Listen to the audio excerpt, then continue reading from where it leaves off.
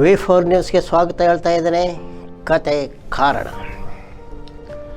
ಇಂದು ಬೆಳ್ಳಂಬೆಳಿಗ್ಗೆ ED ಜಾರಿ ನಿರ್ದೇಶನಾಲಯದವರು ಮುಂಬಯಿಯಲ್ಲಿ ನಟಿ ಶಿಲ್ಪಾ ಶೆಟ್ಟಿಯ ಗಂಡ ರಾಜ್ ಕುಂದ್ರಾ ಅವರ ಮನೆಗೆ ದಾಳಿ ಮಾಡಿದ್ದಾರೆ. ದಾಳಿಯಲ್ಲಿ ಕೆಲವು ಕಾಗದ ಪತ್ರಗಳನ್ನು ED ಅವರು ವಶಪಡಿಸಿಕೊಂಡಿದ್ದಾರೆ. ಅಕ್ರಮ ಹಣ ವರ್ಗಾವಣೆಯಲ್ಲಿ ರಾಜ್ ಕುಂದ್ರಾ ಈಡುಗೊಂಡಿರುವುದಾಗಿ ಹೇಳಲಾಗಿದೆ. ಕಳೆದ ವರ್ಷ ರಾಜ್ ಕುಂದ್ರಾ ಅವರನ್ನು ಅಶ್ಲೀಲ ಚಿತ್ರೀಕರಣ ಮಾಡಿ ಅಶ್ಲೀಲ ವಿಡಿಯೋಗಳನ್ನು ಬಿಟ್ಟಿದ್ದರು ಎಂದು ಬಂಧಿಸಲಾಗಿತ್ತು. ಆಮೇಲೆ ಅದರಲ್ಲಿ ಜಾಮೀನು ಪಡೆದು ಬಿಡುಗಡೆಯಾಗಿದ್ದರು. ಆ ಸಂದರ್ಭದಲ್ಲಿ ಕೂಡ ರಾಜ್ ಕುಂದ್ರಾ ಅಕ್ರಮ ಹಣ ವರ್ಗಾವಣೆಯಲ್ಲಿ ತೊಡಗಿದ್ದಾರೆ. ಅವರ ಉದ್ಯಮಕ್ಕೂ ಅವರ ಕೋಟಿ ಕೋಟಿ ಆಸ್ತಿಗೂ ಸಂಬಂಧವಿಲ್ಲ ಎನ್ನುವಂಥ ಮಾತನ್ನು ED ಅವರು ಹೇಳಿದ್ದಾರೆ. ಅದರಂತೆ ED ಅವರು ಇಂದು ಬೆಳಗ್ಗೆ ದಾಳಿಯನ್ನು ಮಾಡಿದ್ದು ಸಾಕಷ್ಟು ದಾಖಲೆ ಪತ್ರಗಳನ್ನು ವಶಪಡಿಸಿಕೊಂಡಿದ್ದಾರೆ. ಮಹಾರಾಷ್ಟ್ರದ ವಿಧಾನಸಭಾ ಚುನಾವಣೆಯ ಗುಲ್ಲು ಇನ್ನೂ ಕೂಡ ಆಳಿಲ್ಲ. 2-3 ರೀತಿಯಲ್ಲಿ ಅದು ಪ್ರಜ್ವಲಿಸುತ್ತಲೇ ಇದೆ. ಮೊದಲನೇದಾಗಿ ಚುನಾವಣಾ ಆಯೋಗಕ್ಕೆ ಮಹಾರಾಷ್ಟ್ರದ ಕಾಂಗ್ರೆಸ್ಸಿಗರು ಕೆಲವು ದೂರುಗಳನ್ನು ನೀಡಿದ್ದಾರೆ. ಸಂಜೆ 5 ಗಂಟೆಗೆ 55% ಮತದಾನ ಆಗಿರುವುದಾಗಿ ಚುನಾವಣಾ ಆಯೋಗ ಹೇಳಿತ್ತು. 5 ಗಂಟೆಗೆ ಮತದಾನ ಕೊನೆಯಾಗುವ ಸಮಯ ಅದು. ಆಮೇಲೆ 11 ಗಂಟೆಗೆ ಚುನಾವಣಾ ಆಯೋಗವು ಮತ್ತೊಂದು ಹೇಳಿಕೆಯನ್ನು ನೀಡಿ 7.5% ಹೆಚ್ಚುವರಿ ಮತದಾನ ಆಗಿರುವುದಾಗಿ 67.5 ಚಿಲ್ಲರೆ ಮತದಾನ ಆಗಿರುವುದಾಗಿ ಹೇಳಿಕೆಯನ್ನು ನೀಡಿದೆ. ಅಂದರೆ 5 ಗಂಟೆ ಮೇಲೆ ಮತದಾನ ನಡೆದಿತ್ತೆ. ಅನಂತರ ಸುಮಾರು 7-8% ಮತದಾನ ಹೇಗಾಯಿತು? ಹಾಗೂ ಅದು ಹಾಗೆ ಒಂದು ವೇಳೆ ಸಂಪರ್ಕ ಕೊರತೆಯಿಂದ ವ್ಯತ್ಯಾಸ ಆಗಿದ್ದರೆ, ಸಂಪರ್ಕ ಕೊರತೆ ಈಗಿನ ಸಮಸ್ಯೆ ಅಲ್ಲ, ಹಿಂದಿನ ಕಾಲದಲ್ಲಿ ಅದೆಲ್ಲ ಇತ್ತು. ಈಗ ಆಗಿಂದಾಗಲೇ ಚುನಾವಣಾ ಲೆಕ್ಕಾಚಾರ ಲಭ್ಯ ಇರುವಾಗ 5 ಗಂಟೆಗೆ ಒಂದು ಹೇಳಿಕೆ, ರಾತ್ರಿ 11 ಗಂಟೆ ಯಾರು ಮತ ಚಲಾಯಿಸಿದರು ಎನ್ನುವ ಪ್ರಶ್ನೆಯನ್ನು ಮಹಾರಾಷ್ಟ್ರ ಕಾಂಗ್ರೆಸ್ನವರು ಚುನಾವಣಾ ಆಯೋಗಕ್ಕೆ ಹೇಳಿದ್ದಾರೆ.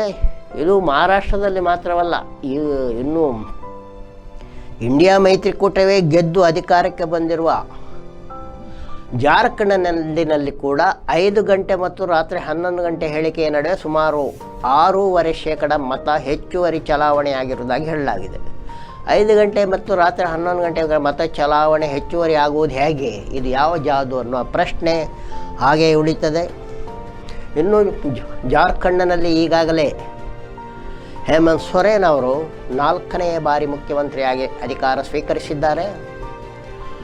ಈ ಸಂದರ್ಭದಲ್ಲಿ ಸುಮಾರು 4-5 ರಾಜ್ಯಗಳ ಮುಖ್ಯಮಂತ್ರಿಗಳು, 4-5 ರಾಜ್ಯಗಳ ಉಪಮುಖ್ಯಮಂತ್ರಿಗಳು, 4-5 ರಾಜ್ಯಗಳ ಮಾಜಿ ಮುಖ್ಯಮಂತ್ರಿಗಳು ಎಂದು ಇಂಡಿಯಾ ಮೈತ್ರಿಕೂಟದ ಎಲ್ಲ ಹಿರಿಯ ನಾಯಕರು ಪಾಲ್ಗೊಂಡಿದ್ದು ಒಂದು ವಿಶೇಷ. ರಾಹುಲ್ ಗಾಂಧಿ ಇರ್ಬೋದು, ಖರ್ಗೆ ಇರ್ಬೋದು, ಭಗವಂತ್ ಮಾನ್ ಇರ್ಬೋದು, ಅರವಿಂದ ಕೇಜ್ರಿವಾಲ್ ಇರ್ಬೋದು, ಸ್ಟಾಲಿನ್ ಇರ್ಬೋದು, ಸುಖ್ವೀಂದರ್ ಸಕ್ಕು ಇರ್ಬೋದು, ಮಮತಾ ಬ್ಯಾನರ್ಜಿ ಅವರು, ಹೀಗೆ ಭಾಳ ದೊಡ್ಡ ದೊಡ್ಡ ತಲೆಗಳು ಹೇಮಂತ್ ಸೊರೇನ್ ಮತ್ತೆ ಮುಖ್ಯಮಂತ್ರಿ 4ನೇ ಬಾರಿ ಅವರು ಮುಖ್ಯಮಂತ್ರಿಯಾಗಿ ಅಧಿಕಾರವನ್ನು ಪ್ರಮಾಣ ವಚನ ಪಡೆದರು. ಹಾಗಾಗಿ ಈ 4ನೇ ಬಾರಿ ಪ್ರಮಾಣ, ಯಾಕಂದರೆ ಇಲ್ಲಿ ಜಾರ್ಖಂಡ್ ರಾಜ್ಯಕ್ಕೆ ಇನ್ನೂ 24 ವರ್ಷ ಅಷ್ಟೇ ಆಗಿದೆ. ಆದರೆ ಆ ರಾಜ್ಯಕ್ಕೆ ಆಲ್ರೆಡಿ 14 ಜನ ಮುಖ್ಯಮಂತ್ರಿಗಳಾಗಿದ್ದಾರೆ. ಒಬ್ಬರು ಸದಸ್ಯರಿದ್ದವರು ಕೂಡ ಮುಖ್ಯಮಂತ್ರಿ ಆಗಿದ್ದರು. ಅಲ್ಲಿ ಪಕ್ಷೇತರ ಒಬ್ಬರೇ ಸದಸ್ಯರು ಕೂಡ ಅಲ್ಲಿ ಮುಖ್ಯಮಂತ್ರಿ ಆದ ಇದಿದೆ. ಹಾಗೂ ಬಹುತೇಕ JMM ಜಾರ್ಖಂಡ್ ಮುಕ್ತಿ ಮೋರ್ಚಾ ಅಧಿಕಾರದಲ್ಲಿತ್ತು. ಶಿಬು ಸೊರೇನ್ ಅವರು ಕೂಡ ಸ್ವಲ್ಪ ಕಾಲ ಮುಖ್ಯಮಂತ್ರಿ ಆಗಿದ್ದರು. ಅವರ ಮಗ ಹೇಮಂತ್ ಸೊರೇನ್ 4ನೇ ಬಾರಿ ಮುಖ್ಯಮಂತ್ರಿಯಾಗಿ ಅಧಿಕಾರವನ್ನು ಸ್ವೀಕರಿಸಿದ ಬೆನ್ನಿಗೆ ಹೇಮಂತ್ ಸೊರೇನ್ ಒಂದು ಮಾತನ್ನು ಹೇಳಿದ್ದಾರೆ. ಮೋದಿಯವರ ಒಕ್ಕೂಟ ಸರಕು 1.36 ಲಕ್ಷ ಕೋಟಿ ರೂಪಾಯಿ ಜಾರ್ಖಂಡ್ ರಾಜ್ಯಕ್ಕೆ ವಂಚಿಸಿದೆ. ತೆರಿಗೆ ಪಾಲು ಇರಬಹುದು, ಅನುದಾನ ಇರಬಹುದು, ಎಲ್ಲವನ್ನು ತಡೆ ಹಿಡಿದುಕೊಂಡಿದೆ. ಈ ನಿಟ್ಟಿನಲ್ಲಿ ಈ ಕೂಡಲೇ ಕಾರ್ಯಪ್ರವೃತ್ತವಾಗಿ ಒಕ್ಕೂಟ ಸರ್ಕಾರವು ಜಾರ್ಖಂಡ್ ರಾಜ್ಯಕ್ಕೆ ಬರಬೇಕಾದ ಹಣವನ್ನು ಕೊಡದಿದ್ದಲ್ಲಿ ಕಾನೂನು ಸಮರವನ್ನು ಕೈಗೊಳ್ಳಲಾಗುವುದು ಎನ್ನುವಂಥ ಮಾತನ್ನು ಹೇಮಂತ್ ಸೊರೇನ್ ಅವರು ಹೇಳಿದ್ದಾರೆ. ಹಿಂದೆ ಅನುದಾನದ ವಿಷಯದಲ್ಲಿ ಕರ್ನಾಟಕ ಕೂಡ ಕೋರ್ಟ್ ಮೆಟ್ಟಿಲು ಏರಿತ್ತು. ಕೋರ್ಟ್ ಮೆಟ್ಟಿಲು ಏರಿದ ಮೇಲೆ ಅನುದಾನವನ್ನು ಪೂರ್ತಿ ಕೊಡದೇ ಇದ್ದರೂ ಸ್ವಲ್ಪ ಕೊಟ್ಟಿದ್ರು ಕೋರ್ಟಿಗೆ ಹೆದರಿ. ಇವಾಗ ಹೇಮಂತ್ ಸೊರೇನ್ ಕೂಡ ಅದನ್ನೇ ಹೇಳ್ತಾ ಇದ್ದಾರೆ, ಕೋರ್ಟ್ ಮೆಟ್ಟಲನ್ನು ಏರುವುದಾಗಿ. ಇನ್ನು ಜಾರ್ಖಂಡ್ನಲ್ಲಿ ಇದೀಗಲೇ ಆ ಜಾರ್ಖಂಡ್ ಸರ್ಕಾರಕ್ಕೆ ಇನ್ನೂ 1 ತಿಂಗಳ ಸಮಯ ಇತ್ತು ಹಳೆಯ ಸರ್ಕಾರಕ್ಕೆ. ಆದರೂ ಕೂಡ ಹೊಸ ಸರ್ಕಾರ ಅಧಿಕಾರ ಸ್ವೀಕರಿಸಿದೆ. ಆದರೆ ಮಹಾರಾಷ್ಟ್ರದಲ್ಲಿ ಏನಾಗಿದೆ? ಮಹಾರಾಷ್ಟ್ರದಲ್ಲಿ ಹಗ್ಗ ಜಗ್ಗಾಟ ಮುಗ್ದಿಲ್ಲ. ನಿನ್ನೆ ಮಧ್ಯರಾತ್ರಿಯವರೆಗೆ ಹಾಲಿ ಹಂಗಾಮಿ ಮುಖ್ಯಮಂತ್ರಿ ಏಕನಾಥ ಶಿಂದೆ, ಮಾಜಿ ಮುಖ್ಯಮಂತ್ರಿ ಹಾಲಿ ಉಪಮುಖ್ಯಮಂತ್ರಿ ದೇವೇಂದ್ರ ಫಡ್ನವೀಸ್ ಇಬ್ಬರನ್ನೂ ಕುಳ್ಳಿರಿಸಿಕೊಂಡು ಕೇಂದ್ರ ಗೃಹ ಮಂತ್ರಿ ಅಮಿತ್ ಶಾ ಅವರು ಮಧ್ಯರಾತ್ರಿಯವರೆಗೂ ಕೂಡ ಮಾತುಕತೆ ನಡೆಸಿದ್ದಾರೆ. ಆದರೆ ಮುಖ್ಯಮಂತ್ರಿ ಯಾರು ಎನ್ನುವ ಬಗೆಗೆ ಇನ್ನೂ ಕೂಡ ಯಾವುದೇ ಒಂದು ತೀರ್ಮಾನವನ್ನು ಮಾಡಲಾಗಿಲ್ಲ. ಒಂದು ವರದಿಯ ಪ್ರಕಾರ ಬಿಜೆಪಿಯವರೇ ಮುಖ್ಯಮಂತ್ರಿ ಆಗ್ತಾರೆ, ಅದಕ್ಕೆ ಶಿಂದೆ ಅವರು ಒಪ್ಪಿದ್ದಾರೆ ಅಂತ ಕೆಲವು ವರದಿ ಆಗಿದೆ. ಆದರೆ ಅದನ್ನು ಸಾರ್ವಜನಿಕವಾಗಿ ಯಾಕೆ ಹೇಳಲಿಲ್ಲ? ಒಪ್ಪಿದ್ರೆ ಆಗಿದ್ದರೆ ಈಗಲೇ ಹೇಳಬೇಕಾಗಿತ್ತಲ್ಲ, ಹೇಳಲಿಲ್ಲ.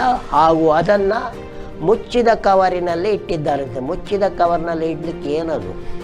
ಮುಖ್ಯಮಂತ್ರಿ ಹೆಸರನ್ನು ಮುಚ್ಚಿದ ಕವರ್ನಲ್ಲಿ ಮುಖ್ಯಮಂತ್ರಿ ಹೆಸರು ಇಡೋದೇನು ದೊಡ್ಡ ಹೊಸ ವಿಷಯವೇನಿಲ್ಲ. ಹಿಂದೆ ಹೈಕಮಾಂಡ್ಗಳು ಬಹಳ ಪ್ರಬಲವಾಗಿದ್ದಾಗ ಕೇಂದ್ರದಲ್ಲಿರುವವರು ಮುಚ್ಚಿದ ಕವರ್ನಲ್ಲಿ ರಾಜ್ಯದ ಮುಖ್ಯಮಂತ್ರಿ ಬದಲಾವಣೆಗಳಿಗೆ ಹೆಸರು ಬರೆದು ಕಳಿಸ್ತಾ ಇದ್ರು. ಅಂಥವು ಕೆಲವು ನಡೆದಿವೆ, ಕರ್ನಾಟಕದಲ್ಲೂ ಕೂಡ ನಡೆದಿದೆ. ಆ ರೀತಿ ಏನಲ್ಲ. ಇವಾಗ NDA ಮೈತ್ರಿಕೂಟಕ್ಕೆ ಬಹುಮತ ಬಂದಿದೆ. ಯಾರು ಮುಖ್ಯಮಂತ್ರಿ ಆಗಬೇಕು ಅಂತೇಳಿ ಶಾಸಕಾಂಗ ಪಕ್ಷವು ತೀರ್ಮಾನಿಸಬೇಕು. ಶಾಸಕಾಂಗ ಪಕ್ಷದಲ್ಲಿ BJPಗೆ ಹೆಚ್ಚು ಶಾಸಕರಿರುವುದರಿಂದ ಸಹಜವಾಗಿ BJPಯವರು ಮುಖ್ಯಮಂತ್ರಿ ಆಗಲಿಕ್ಕೆ ಅವಕಾಶ ಇದೆ. ಆದರೆ ಶಿಂದೆ ಬಣದ ಶಿವಸೇನೆಯವರು ಅದಕ್ಕೆ ಅವಕಾಶ ಕೊಡ್ತಾ ಇಲ್ಲ. ಹಾಗಾಗಿ ಮಧ್ಯರಾತ್ರಿಯವರೆಗೆ ಮಾತುಕತೆ ನಡೆದರೂ ಕೂಡ ಒಂದು ಪರಿಹಾರ ಸಿಕ್ಕಿಲ್ಲ. ಕವರ್ನೊಳಗೆ ಇದೆಯಂತೆ ಮುಖ್ಯಮಂತ್ರಿ ಹೆಸರು, ಅದು ಯಾವುದೋ ಯಾರಿಗೆ ಗೊತ್ತು. ಮುಂದೊಂದು ದಿನ ಅದು ಗೊತ್ತಾಗ್ತದೆ. ಇನ್ನು ರಷ್ಯಾದ ಅಧ್ಯಕ್ಷರಾಗಿರುವಂಥ ವ್ಲಾದಿಮಿರ್ ಪುತಿನ್ ಅವರು, ಟ್ರಂಪ್ ಏನೋ ಓಕೆ ಒಳ್ಳೆಯ ರಾಜಕಾರಣಿನೇ, ಆದರೆ ಅವರು ಬದುಕೋದು ಗ್ಯಾರಂಟಿ ಇಲ್ಲ ಅಂತ ಹೇಳಿದ್ದಾರೆ. ಯಾಕಪ್ಪ ಈಗ ಹೇಳಿದರು? ಅಮೆರಿಕದಲ್ಲಿ ಹಿಂದೆ ಕೂಡ ಸಾಕಷ್ಟು ಅಧ್ಯಕ್ಷರುಗಳ ಕೊಲೆಯಾಗಿದೆ. ಪ್ರಸಿದ್ಧರಾಗಿದ್ದಂಥ ಜಾನ್ ಎಫ್ ಕೆನಡಿ ಅವರು ಇರ್ಬೋದು, ಆಮೇಲೆ ಲಿಂಕನ್ ಅವರು ಇರ್ಬೋದು. ಸುಮಾರು 7-8 ಅಧ್ಯಕ್ಷರುಗಳ ಕೊಲೆಯನ್ನು ಕಂಡಂಥ ದೇಶ ಅಮೆರಿಕ ಸಂಯುಕ್ತ ಸಂಸ್ಥಾನ. ಟ್ರಂಪ್ ಅವರು ಕೂಡ ಸೇಫ್ ಇಲ್ಲ. ಜನವರಿ 20ರಂದು 2025 ಜನವರಿ 20ರಂದು ಅಧಿಕಾರ ವಹಿಸಿಕೊಳ್ಳಿರುವ ಟ್ರಂಪ್ ಅಮೆರಿಕದಲ್ಲಿ ಸೇಫ್ ಅಲ್ಲ ಅನ್ನುವಂಥ ಮಾತನ್ನು ರಷ್ಯಾದ ಅಧ್ಯಕ್ಷ ವ್ಲಾದಿಮಿರ್ ಪುತಿನ್ ಹೇಳಿದ್ದಾರೆ. ಅದನ್ನು ಯಾಕೆ ಹೇಳಿದ್ದಾರೆ ಅಂತ ಗೊತ್ತಿಲ್ಲ. ಆದರೆ ಉಕ್ರೇನ್ ಯುದ್ಧದ ಸಂಬಂಧದಲ್ಲಿ ಅಮೆರಿಕದಿಂದ ಪೂರೈಕೆಯಾಗುತ್ತಿರುವ ಶಸ್ತ್ರಾಸ್ತ್ರಗಳ ಬಗೆಗೆ ಯಾವ ರೀತಿಯ ಒಪ್ಪಂದ ಆಗದಿರುವವರೆಗೆ, ಒಂದು ವೇಳೆ ಯುದ್ಧ ತೀವ್ರಗೊಂಡಲ್ಲಿ ಅಮೆರಿಕದಿಂದ ಕ್ಷಿಪಣಿಗಳು ರಷ್ಯಾಕ್ಕೂ, ರಷ್ಯಾದಿಂದ ಕ್ಷಿಪಣಿಗಳು ಅಮೆರಿಕಕ್ಕೂ ಹಾರುವ ಸಂಭವ ಇದೆ ಅನ್ನುವುದನ್ನು ಈ ರೀತಿ ಸೂಚ್ಯವಾಗಿ ಹೇಳಿದ್ದಾರೋ ಅನ್ನುವಂಥ ಹೇಳೋಕ್ಕೆ ಬರೋದಿಲ್ಲ. ಏನೋ ಒಂದು ಹೇಳಿದ್ದಾರೆ. ಇನ್ನು ಇತ್ತೀಚೆಗೆ ಉತ್ತರ ಪ್ರದೇಶದ ಮುಖ್ಯಮಂತ್ರಿ ಆಗಿದ್ದಂಥ ಯೋಗಿಯವರು ಒಂದು ಮಾತು ಹೇಳಿದರು. ರಜಕಾರರು ಅಂತ ಹೇಳಿಲ್ಲ, ಅವರು ಮುಸ್ಲಿಮರು ಖರ್ಗೆ ಅವರ ಮನೆಗೆ ಬೆಂಕಿ ಹಾಕಿದ್ರು, ಅದರಲ್ಲಿ ಕೆಲವರು ಅವ್ರ ಕುಟುಂಬದವರು ಸತ್ತಿದ್ರು ಅಂತ. ರಜಕಾರರು ಅನ್ನುವಂಥದ್ದು ಹೈದರಾಬಾದ್ ನಿಜಾಮನ ಸೇನೆ. ಆ ಸೇನೆಯಲ್ಲಿ ಮುಸ್ಲಿಮರು ಮಾತ್ರ ಇರಲಿಲ್ಲ, ಹಿಂದೂಗಳು ಕೂಡ ಇದ್ದರು. ಅದು ಒಂದನೇ ವಿಚಾರ. ಎರಡನೇದಾಗಿ ಉತ್ತರ ಪ್ರದೇಶದಲ್ಲಿ ಪ್ರತಿ ತಿಂಗಳು ದಲಿತರ ಕೊಲೆ, ದಲಿತರ ಅತ್ಯಾಚಾರ, ದಲಿತರ ಮನೆಗೆ ಬೆಂಕಿ ಹಾಕುವುದೆಲ್ಲ ನಡೀತಾ ಇದೆ. ಇದು ಯಾವ ರಾಜಕಾರರು ಮಾಡ್ತಾ ಇರೋದಪ್ಪ? ಇದನ್ನು ಹೇಳಲಿಕ್ಕೆ ಒಂದು ಕಾರಣ ಇದೆ. ನಿನ್ನೆ ಮಧ್ಯಪ್ರದೇಶದ ಮೌಗಂಜ್ನಲ್ಲಿ 108 ಆ್ಯಂಬುಲೆನ್ಸ್ನಲ್ಲೇ 16ರ ಬಾಲಕಿಯೊಬ್ಬಳನ್ನು ಅತ್ಯಾಚಾರ ಮಾಡಲಾಗಿದೆ. ಉತ್ತರ ಪ್ರದೇಶ ಮತ್ತು ಮಧ್ಯಪ್ರದೇಶ ಎರಡೂ ಒಂದೇ ಕತೆ. ಅದು ಅತ್ಯಾಚಾರ ಮಾಡಲಾಗಿದ್ದು, ಈ ಸಂಬಂಧ ರಾಜೇಶ್ ಕೇವತ್ ಎನ್ನುವನನ್ನು ಪೊಲೀಸರು ಬಂಧಿಸಿದ್ದಾರೆ. ಹುಡುಗಿ ಮತ್ತು ಹುಡುಗಿಯ ತಮ್ಮನನ್ನು ಬಸ್ ಸ್ಟ್ಯಾಂಡ್ನಲ್ಲಿ ನಿಂತಿದ್ದವರನ್ನ ಆ್ಯಂಬುಲೆನ್ಸ್ನವರು ಹತ್ತಿಸಿಕೊಂಡಿದ್ದರು. ನಡುದಾರಿಯಲ್ಲಿ ಹುಡುಗನಿಗೆ ಸ್ವಲ್ಪ ನೀರು ತರಲಿಕ್ಕೆ ಹೇಳಿಬಿಟ್ಟು ಹುಡುಗಿಯ ಮೇಲೆ ಅತ್ಯಾಚಾರವನ್ನು ನಡೆಸಿದ್ದಾರೆ ಎನ್ನುವಂಥದ್ದು ಆಗಿರುವಂಥ ಆರೋಪ. ಇನ್ನು ಇಸ್ಕಾನ್ನನ್ನು ನಿಷೇಧಿಸುವುದಿಲ್ಲ ಎಂದು ಹೈಕೋರ್ಟ್ ಹೇಳಿದೆ. ಆದರೆ ಇಸ್ಕಾನ್ ಸಂಸ್ಥೆಯವರು ಈಗ ಬಂಧನದಲ್ಲಿರುವಂಥ ಚಿನ್ಮಯ ಕೃಷ್ಣದಾಸ್ಗೂ ಇಸ್ಕಾನ್ ಸಂಸ್ಥೆಗೆ ಸಂಬಂಧವಿಲ್ಲ ಅಂತ ಹೇಳಿದ್ದಾರೆ. ಹಾಗಾಗಿ ಇಸ್ಕಾನ್ ಗಲಾಟೆ ಇಲ್ಲಿಗೆ ಮುಗಿಯುವುದಲ್ಲ ಅಂತ ಹೇಳ್ತಾ ಕತೆ ಕಾರಣಕ್ಕೆ ಒಂದು ವಿರಾಮವನ್ನು ಹಾಕಿ ನೋಡ್ತಾ ಇರಿ V4 ನ್ಯೂಸ್ ಹಾಗೂ ನಮ್ಮ ಯೂಟ್ಯೂಬ್ ಚಾನಲ್ಗೆ ತಾವೆಲ್ಲ ಸದಸ್ಯರಾಗಿ ಎಂದು ಹೇಳುತ್ತಾ ಮಾಡ್ತಾ ಇದ್ದೇನೆ. ತಮಗೆಲ್ಲ ಒಂದು ದೊಡ್ಡ ನಮಸ್ಕಾರ.